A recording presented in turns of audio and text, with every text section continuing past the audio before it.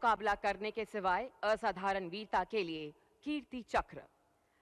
Lance नायक मीनाक्षी सुंदरम ए, तोपखाना regiment 34 राष्ट्रीय rifles.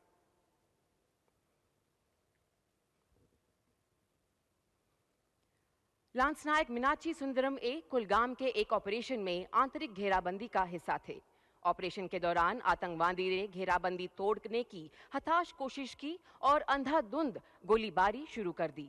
इसी भीषण गोलीबारी के बीच लांस नायक मीनाक्षी को चेहरे और दाहिने कंधे पर भी गोली लगी।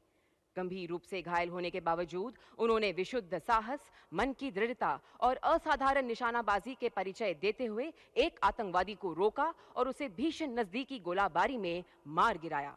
गंभीर रूप से घायल होने के बावजूद एक कट्टर आतंकवादी को मार गिराने के लिए लांस नायक मीनाक्षी सुंदरम ए को कीर्ति चक्र से सम्मानित किया जाता है। लांस नायक मीनाक्षी सुंदरम ए।